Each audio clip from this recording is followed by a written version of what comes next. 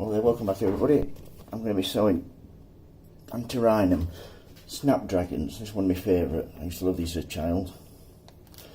So we've already put the compost in, we've padded it down.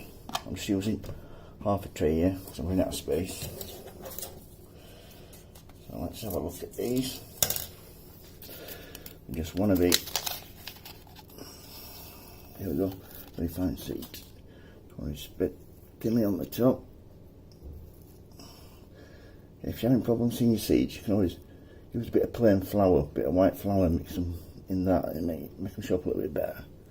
But once they've been sown like so,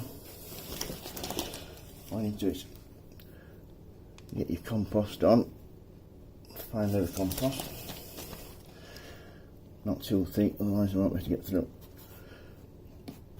Right, once that's done, get your tag, Snapdragons, and then into this sink.